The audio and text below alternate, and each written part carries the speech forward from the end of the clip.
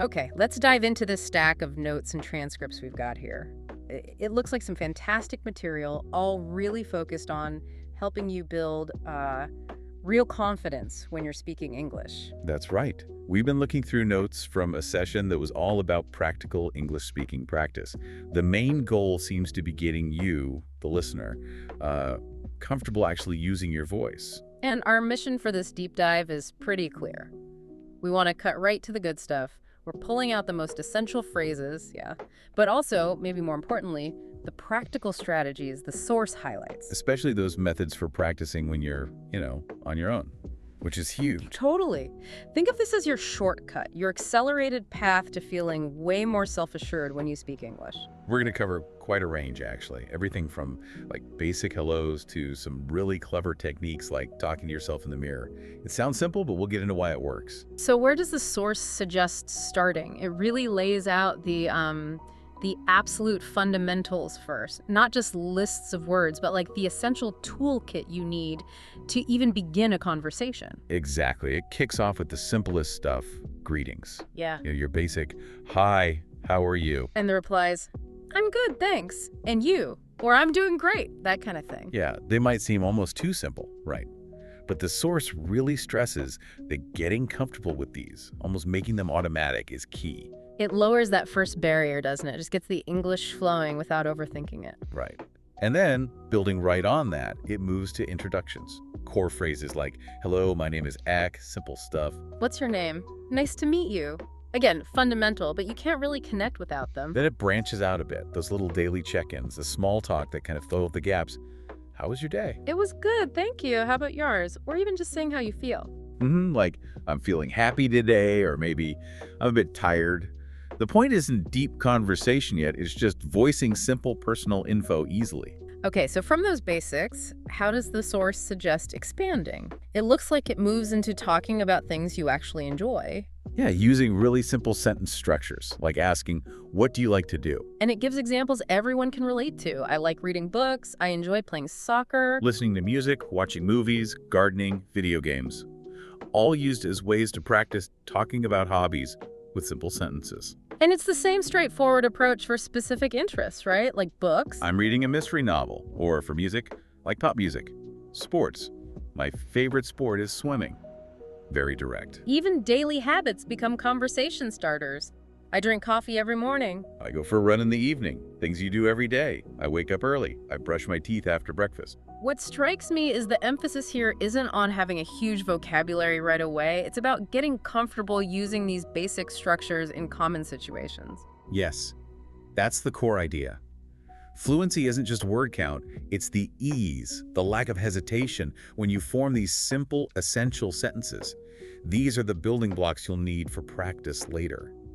And that connects really nicely to the next section of the source material, which is all about taking those building blocks and seeing them in action, in practical, real-world scenarios. Right, the kinds of conversations you're actually likely to have. Exactly. So it walks through situations like being in a restaurant, using phrases like, can I see the menu, please? I'd like to order a cheeseburger and fries. Or responding to anything to drink? Just water, thanks. Yeah. Simple. And it even includes things like saying, this restaurant is very good, or the food tastes amazing. Applying those basics. Another really common one, directions, asking for help navigating. Excuse me, can you tell me how to get to the library?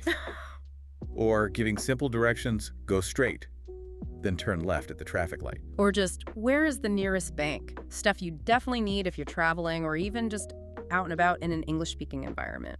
And the source points out it's often the situation that feels intimidating, not necessarily the language itself, which can be quite simple if you know these basic phrases. That makes sense. What about making plans? That's another key one. Yep.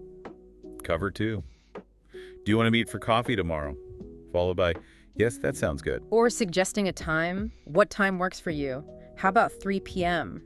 Again, it's combining those simple question and statement forms. Even inviting someone. Would you like to join me for dinner? Yes, I'd love to. And shopping gets a mention too. Both close. Can I try this on? Do you have this in a smaller size? And groceries. I need to buy some vegetables. Yeah. Don't forget the milk. Just practical stuff. And you can't forget the weather. Universal small talk. Huh? True. It's sunny today. Perfect for a walk.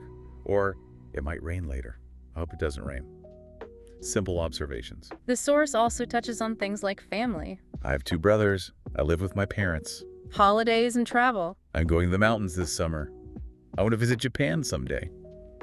Planning a trip to Europe. And even quick mentions of transportation. I take the bus to work. And technology. My phone is very fast. Yeah, it covers a lot of ground briefly. What's really useful about this section, I think, is how it grounds everything.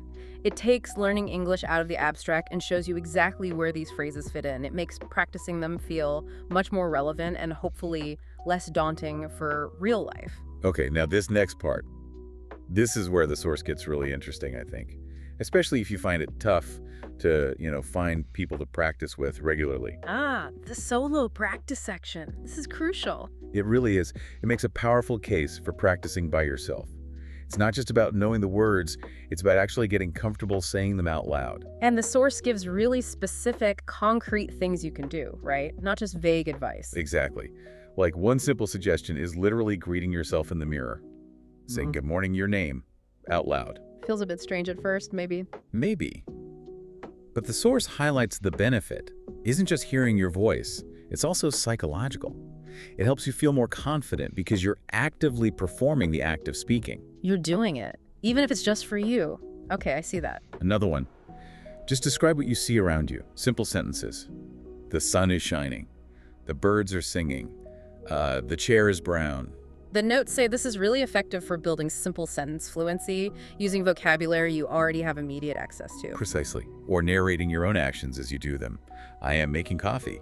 I am opening the window. This forces your brain to operate in English in real time, right? Translating actions into words quickly, like building up a kind of linguistic muscle memory. That's a great way to put it. Then there's reading children's books aloud. Why children's books specifically? Simple language, often repetitive structures, and a natural rhythm. It helps embed those sentence patterns without complex grammar getting in the way. Makes sense. And singing English songs. That sounds more fun. It is. And the source notes it's great for memorizing whole phrases, chunks of language, and it really helps with pronunciation and rhythm. Just maybe look up the lyrics later so you know what you're thinking. Good point. What else? Sticky notes. Yeah, labeling things around your house in English. It's a constant visual reminder. Keeps the words fresh in your mind. And encourages you to make little sentences about them, I guess. See it, table. Think, this is a table. Exactly. Or the book is on the table. It prompts those simple connections. The source also strongly recommends watching English videos or shows with subtitles. Okay. But then actively repeating sentences or phrases you hear, trying to mimic the intonation, the ups and downs, the rhythm. So not just passive watching, it's about sounding more natural. Right.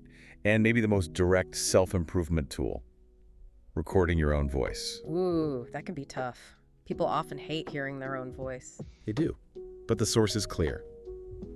Don't worry about sounding perfect, especially at first. The goal is just to listen back, catch maybe obvious mistakes, or just get used to the sound. It's a powerful way to self-correct over time. So if you pull all these solo techniques together, what's the underlying principle the source is getting at? It really boils down to a few key things. First, you have to speak out loud. Thinking the words isn't the same. Your brain connects the sound, the word, and the physical act of saying it much better when you speak. Okay, out loud is non-negotiable. What else? Consistency. Every single day. Even like 10 or 15 minutes is way better than one long session once a week. You're building those speaking muscles, making your brain faster. A little and often. Got it. Repetition definitely helps, and it does get easier. And maybe the biggest one, don't fear mistakes. The source is really emphatic about this. Yeah. How does it frame mistakes? As evidence that you're learning, as proof you're pushing yourself, not as failures. That's crucial for keeping motivation up. Start small, speak daily, and the confidence kind of follows naturally. That's the idea. It grows through the practice. The source suggests you might even feel a difference after just a few days of consistent effort. And this solo work is really about preparation, isn't it?